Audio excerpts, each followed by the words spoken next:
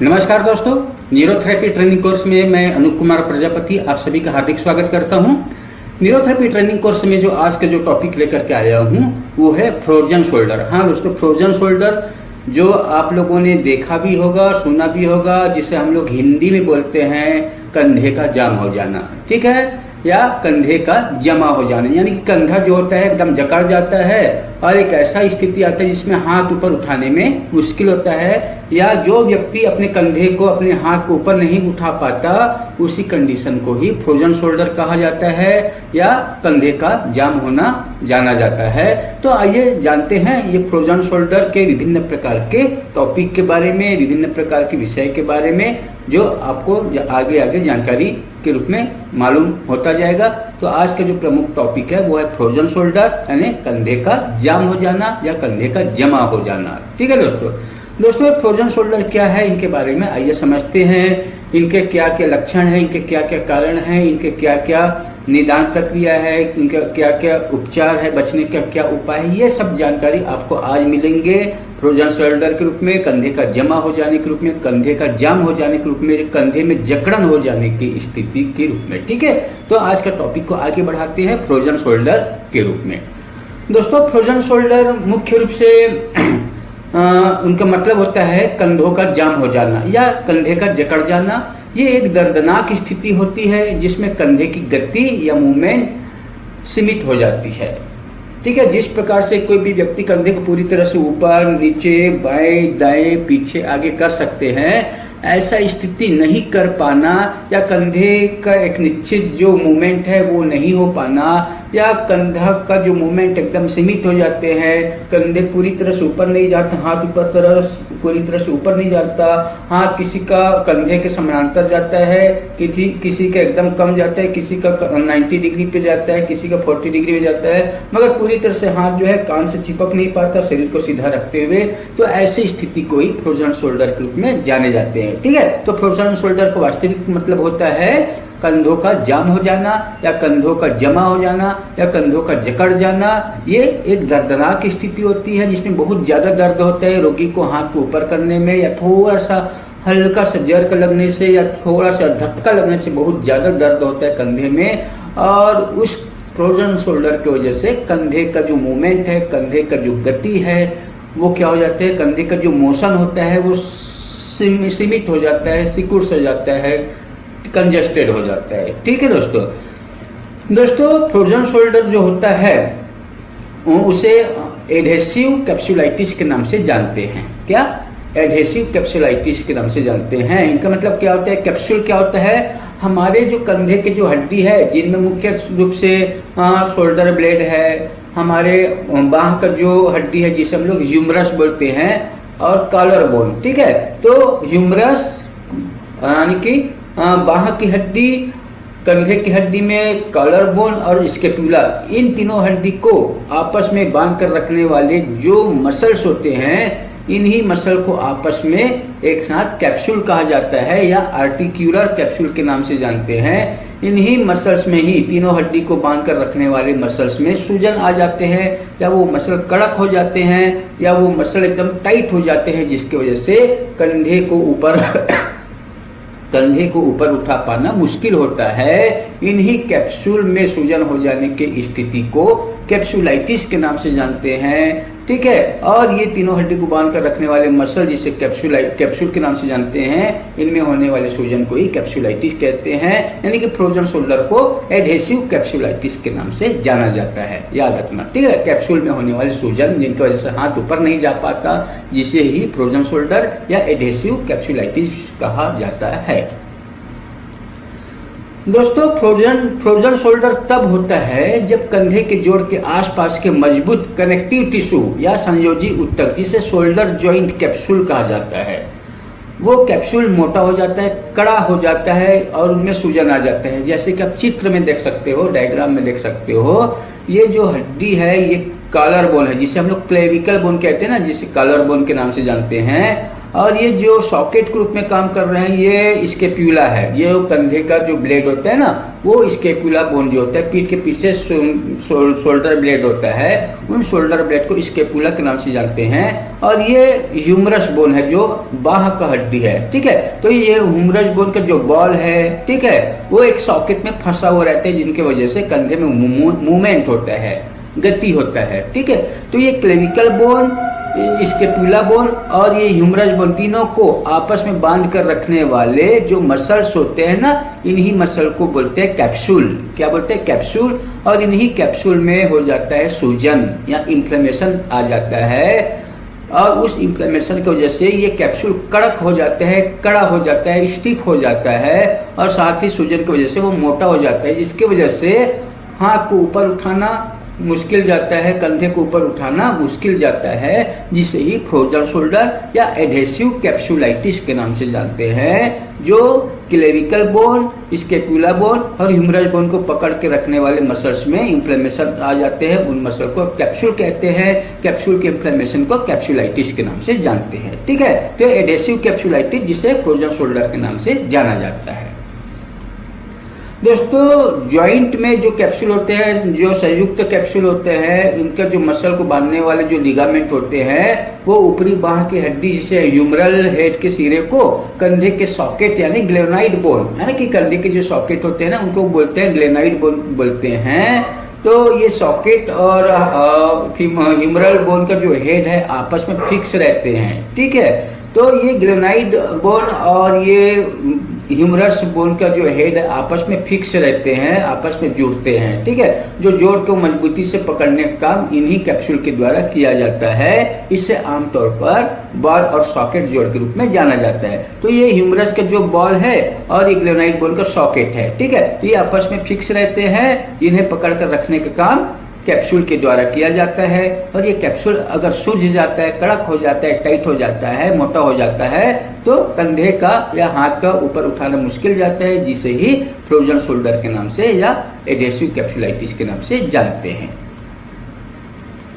दोस्तों, इन्हीं बॉल और सॉकेट को बांध कर रखने वाले कैप्सूल में सूजन, कड़ा और मोटा हो जाने से कंधे के बॉल और सॉकेट में मूवमेंट या गति होने में कठिनाई या जकड़न या जाम होने लगते हैं। इस स्थिति को फ्रोजन शोल्डर कहा जाता है, ठीक है। तो आप समझ सकते हैं कि ये कौन सा है, क्लेविकल बोन, ये शोल्डर ब्लेड का मसल, और ये आपका आर्म का मसल, ठीक है। तीनों को आपस में बांधने वाली जो मसल्स है, इन्हीं को ही शोल्डर कैप्सूल के नाम से जानते हैं, ठीक है, या संयुक्त कैप्सूल के नाम से जानते हैं।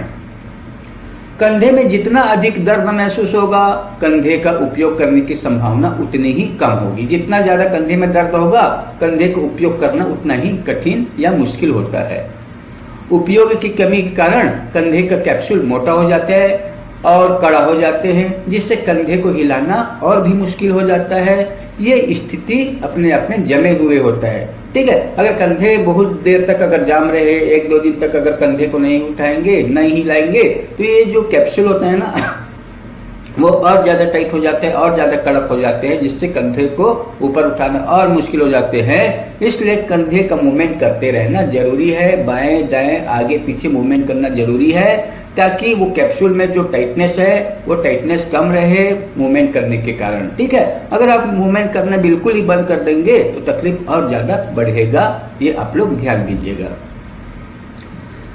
दोस्तों, ये जो शोल्डर ब्लेड का शोल्डर ब्लेड और ह्यूमरस और जो क्लेविकल बोन है, इनके जो जॉइंट है, ठीक है, आप समझ सकते हैं ये ह्यूमरस बोन है, ठीक है, और ये स्केपुला है और ये आपका कॉलर बोन है।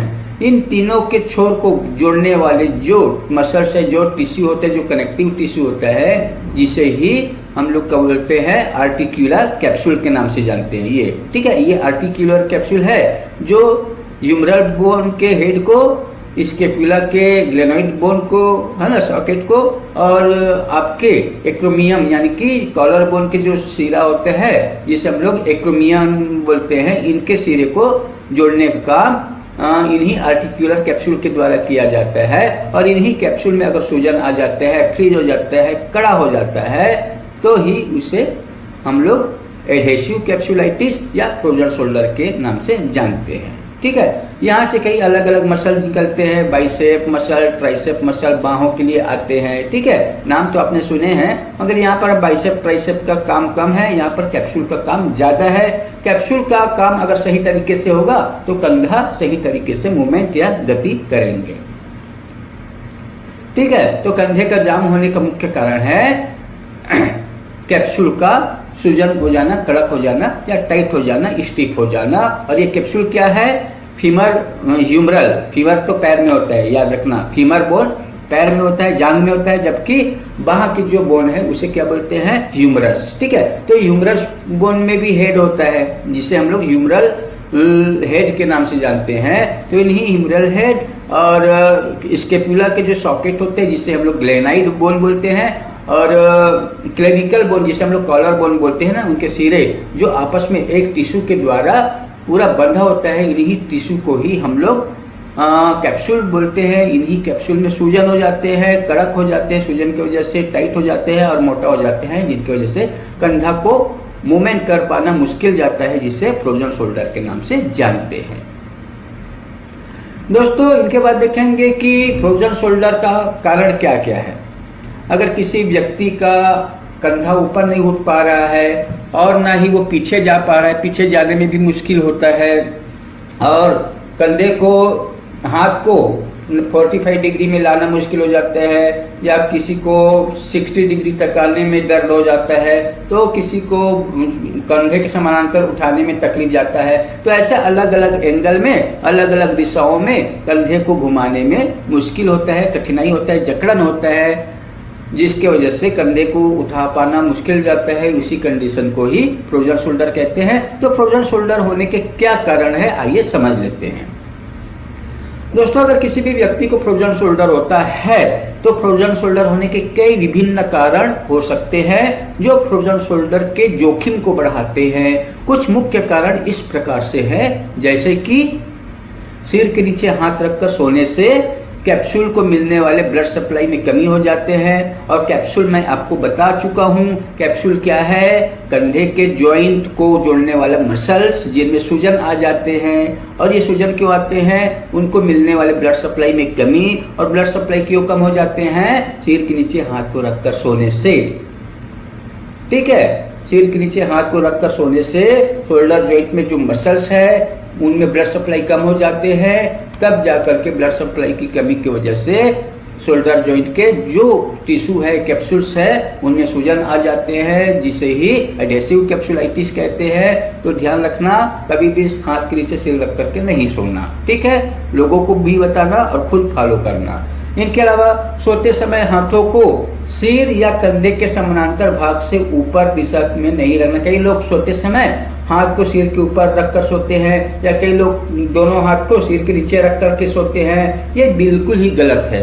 अगर हाथ को ऊपर रखकर सोते हो या हाथ को सिर के नीचे रखते हो तो भी आपके कंधे के आसपास के एरिया को मिलने वाले ब्लड सप्लाई में कमी हो जाएगा, जिसकी वजह से कैप्सूल में ब्लड सर्कुलेशन की कमी होगा, जो कैप्सूल में इन्फ्लेमेशन होने का कारण बनेगा, जिसे एडहेसिव कैप्सुलाइटिस कहते हैं, फ्रोजन शोल्डर के नाम से जानते हैं। तो ध्यान रखना, ये जो हाथ है ना, इस हाथ को सोते समय बिल्कुल ही कंधे के ऊपर एरिया में नहीं रखना। ठीक है, कंधे के समानांतर रखिए, कंधे के सामने रखिए, बाजू में रखिए, मगर कंधे के ऊपर हाथ को या कंधे के नीचे हाथ को या कंधे के ऊपर, सिर के ऊपर हाथ को नहीं रखना। ये आप लोग ध्यान रखिएगा, अन्यथा फ्रोजन शोल्डर होने का कारण बनेगा। इनके अलावा एसिड बढ़ने के कारण, हाँ दोस्तों, एसिड कब बढ़ता है? जब शोल्डर जॉइंट में ब्लड सप्लाई कम होगा, या ब्लड सप्लाई में कमी होगा, या ब्लड में ऑक्सीजन की कमी होगा, या ब्लड में कार्बन डाइऑक्साइड की मात्रा बढ़ जाता है, तब जाकर के ब्लड वॉल्यूम की कमी हो सकता है। तो उस कंडीशन में उस जॉइंट में एसिड की मात्रा बढ़ जाता है, और जब शोल्डर जॉइंट में एसिड की मात्रा बढ़ता है तो उस कंडीशन में वहां के मसल्स में इन्फ्लेमेशन आ जाता है, सूजन आ जाता है, जो फ्रोजन शोल्डर होने का कारण बनता है। ठीक है, तो ये आप लोग ध्यान देना। तो ब्लड सप्लाई की कमी जिस भागों में कम होगा, जिन एरिया में कम होगा, वहां पर एसिड बढ़ जाता है ब्लड सप्लाई की कमी के कारण। और जब ब्लड सप्लाई की कमी होगा वहां पर एसिड बढ़ेगा तो वहां पर सूजन होने की संभावना बढ़ जाता है, इन्फ्लेमेशन होने की संभावना बढ़ जाता है। और जहां पर इन्फ्लेमेशन होगा वहां का टिश्यू मोटा हो जाता है, कड़क हो जाता है, टाइट हो जाता है, स्टिफ हो जाता है। आप लोग याद रखिएगा, ठीक है। इनके अलावा दोस्तों अगला जो कारण है वो है क्रेनियल नर्व नंबर 11 के डैमेज या पैरालाइज होने के कारण। हाँ दोस्तों, क्रेनियल नर्व नंबर 11 को एसेसरी नर्व के नाम से जानते हैं। क्या? एसेसरी नर्व, ठीक है। तो एसेसरी नर्व जो होता है वो कहाँ से निकलते हैं? मेडुला ऑब्लिंगेटा से, ठीक है। तो मेडुला से ये क्रेनियल नर्व नंबर 11 निकलता है, जो मोटर नर्व होते हैं। और ये मोटर नर्व क्या करते हैं? कंधे के मूवमेंट के लिए जिम्मेदार होते हैं। कंधे को मूवमेंट कराने में, कंधे की मसल्स को गति कराने के लिए 11 नंबर का क्रेनियल नर्व काम करता है। और यदि ये 11 नंबर का क्रेनियल नर्व ब्रेन से निकल करके कंधे में आते तक अगर कहीं पर भी पैरालाइज हो जाता है, या उनका कनेक्शन टूट जाता है, या डिमाइलिनेशन हो जाता है, या इनमें सूजन आ जाता है, तो उसके वजह से कंधे का मूवमेंट ठीक से नहीं हो पाता और उनके वजह से फ्रोजन शोल्डर होने का मुख्य कारण बनता है, ठीक है। इनके अलावा दोस्तों कई वर्षों से उस व्यक्ति को जिनको फ्रोजन शोल्डर हुआ है, उनको कई वर्षों से अपचन होना, इंडाइजेशन होना, उन इंडाइजेशन की वजह से उनको बहुत ज्यादा गैस बनता है। उस गैस की वजह से सीने में भारीपन, चेस्ट में पेन, गर्दन के आसपास स्टिफनेस, कंधे के मसल्स में टाइटनेस हो जाते हैं। और यही कई दिनों तक गैस की तकलीफ रहे तो गैस की वजह से कंधे के जो मसल्स है और ज्यादा टाइटनेस होने की वजह से फ्रोजन शोल्डर होने का कारण बन सकता है। तो याद रखना कि आप ऐसा खाना खाइए कि आसानी के साथ पच जाए। और जब खाना आसानी से पचेगा तो गैस नहीं बनेगा, और जब गैस नहीं बनेगा तो बॉडी के अपर लिम्ब में जो गैस की वजह से जो स्टिफनेस रहते हैं वो नहीं होगा और फ्रोजन शोल्डर होने से बचा जा सकता है, ठीक है। तो ये आप लोग याद रखिएगा। इनके अलावा दोस्तों एक्सीडेंट या चोट लगने के कारण कई बार क्या होता है, कई लोग बाइक चलाते हैं, कार चलाते हैं, साइकिल चलाते हैं, गिर भी जाते हैं। और गिरने की वजह से अगर उनके शोल्डर जॉइंट में अगर मार लगता है तो शोल्डर जॉइंट में मार लगने की वजह से शोल्डर जॉइंट को बांधने वाली जो टिश्यू है जिसे कैप्सूल बोलते हैं, उनमें मार लगेगा तो कैप्सूल में सूजन हो जाएगा।